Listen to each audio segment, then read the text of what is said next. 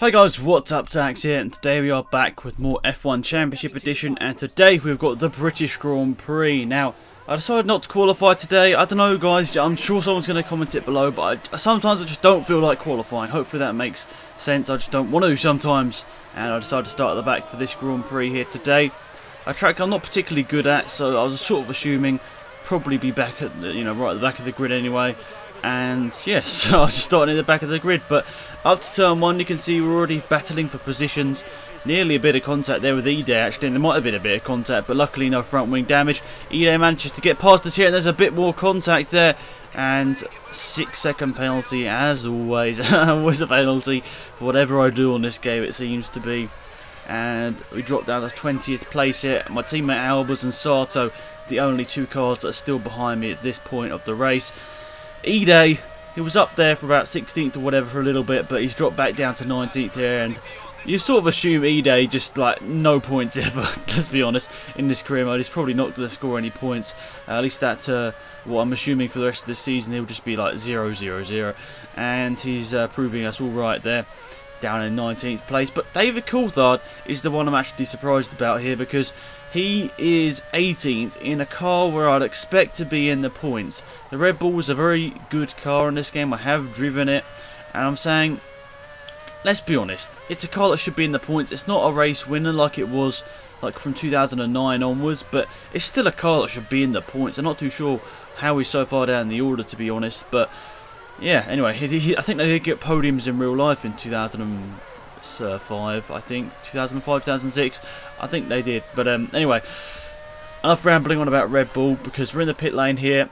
It's slowing us down and everything, and I did the same strategy as last time. I can't remember if I said that already, but decided to do the one sort of fuel strategy, the one lap fuel strategy is what I'm going to try and call it.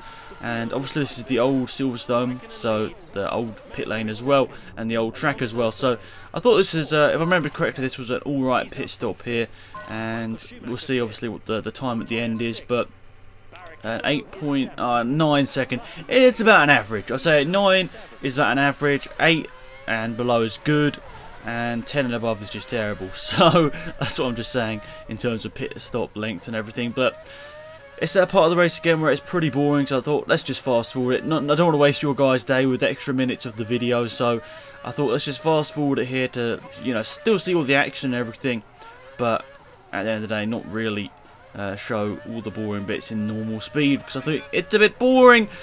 And we get past, no, we don't get past a couple of cars, sorry. A couple of cars come out just in front of us out of the pit stops here. Speed and Ralph Schumacher's not that far up the road as well. So I don't know what's happened to them. They must have had pretty bad pit stops to be nearly by me, who had a terrible pit stop in comparison to what I am sort of hoping. I suppose it's not that bad, but as I said, what am I talking about? I don't even know. But two cars behind us now, Albers and Sato, the two cars that are behind us in the first place.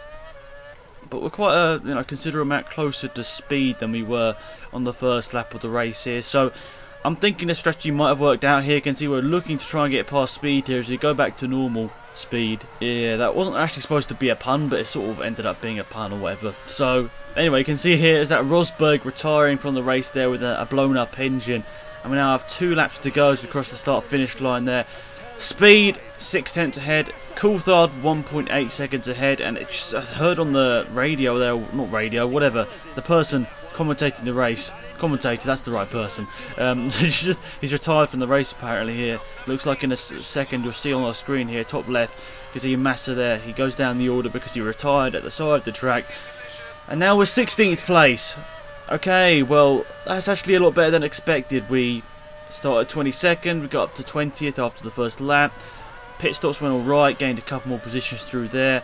We're ahead of Liuzzi and E-Day now, and now we're in 16th place, right up behind Speed, and we go for the move down the inside, no contact.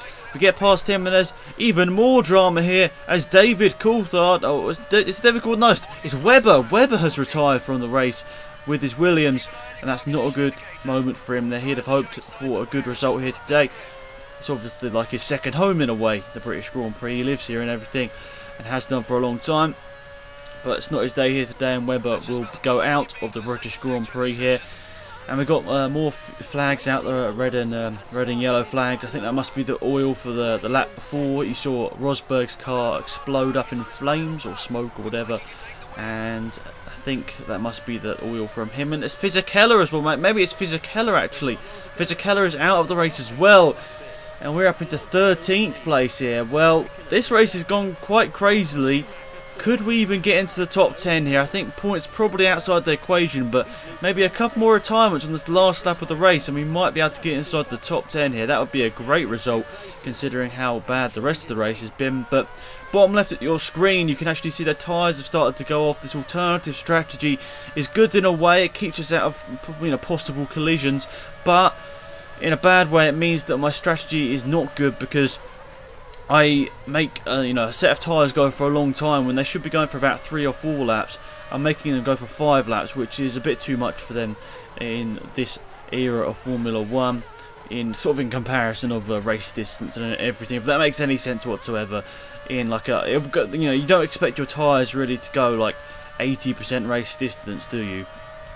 Generally not, and that's what I was sort of asking of my tyres here today, to go 80% race distance, and you can see they are starting to wear, but we've still got good tyre temps, so that's good. But you can see here nothing really has been going on, so we've sort of kept our 13th place here.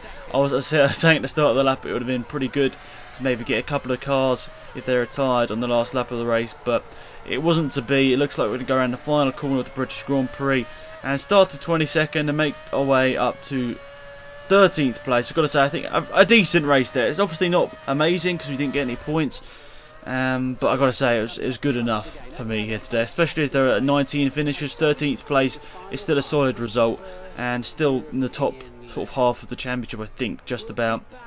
And yeah, sorry if I skipped through those sort of points a bit too quickly, but anyway guys, thanks again for watching. Hopefully you enjoyed the video. It's been Alex, I'm out here. Goodbye.